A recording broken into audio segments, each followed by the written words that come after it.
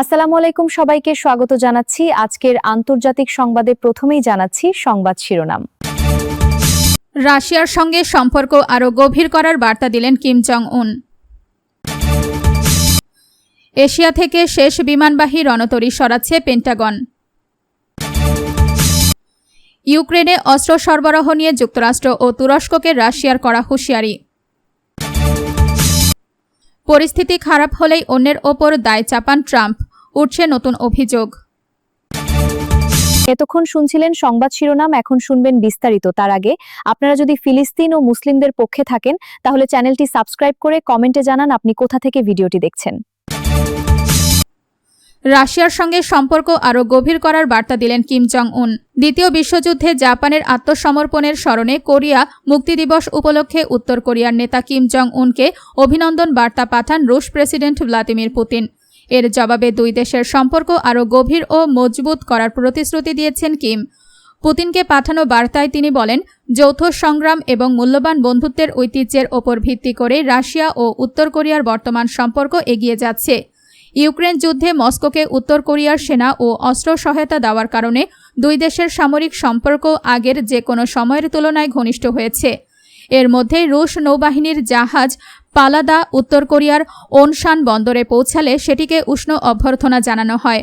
অন্যদিকে দক্ষিণ কোরিয়ার প্রেসিডেন্ট লি জে মিয়ং দুই কোরিয়ার সংঘাত এড়ানো এবং কোরীয় যুদ্ধের আনুষ্ঠানিক সমাপ্তির জন্য আলোচনার প্রস্তাব দিয়েছেন।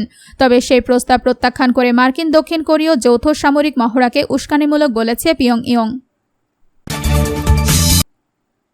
এশিয়া থেকে শেষ বিমানবাহী রণতরী সরাচ্ছে পেন্টাগন।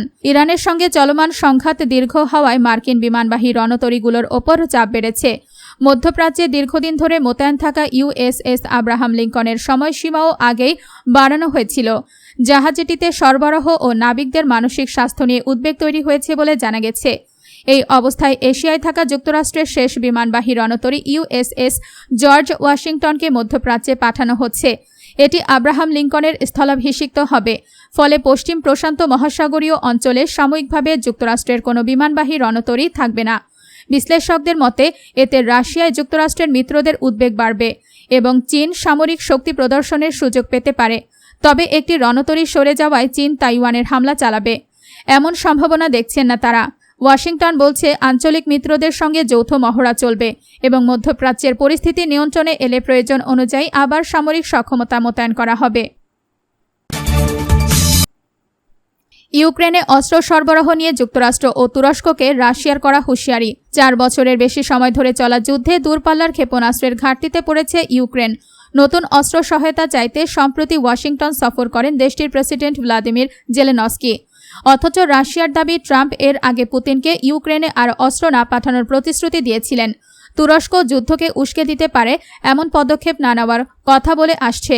এর মধ্যেই যুক্তরাষ্ট্রের একটি গোপন অস্ত্র পরিকল্পনার গোয়েন্দা তথ্য পাওয়ার দাবি করেছে রাশিয়া।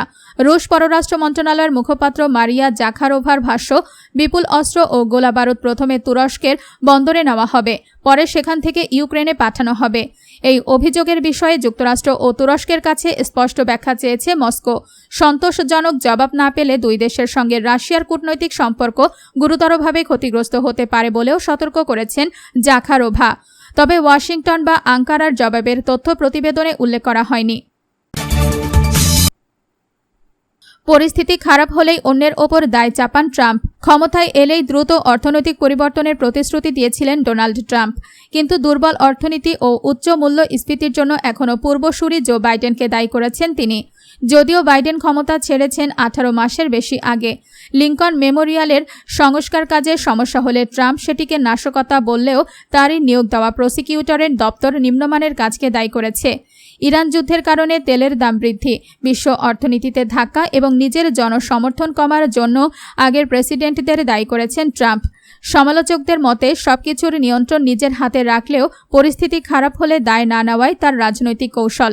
তবে হোয়াইট হাউসের দাবি, ট্রাম্প সমস্যা এড়িয়ে যাচ্ছেন না, বরং পূর্বসূরিদের রেখে যাওয়া চ্যালেঞ্জ সমাধানে কাজ করছেন। তারা কর ছাড়, ওষুধের দাম কমানোর উদ্যোগ, সীমান্তে কঠোরতা, জ্বালানি উৎপাদন বৃদ্ধি এবং শক্তিশালী শেয়ার বাজারকে প্রশাসনের সাফল্য হিসেবে তুলে ধরেছে।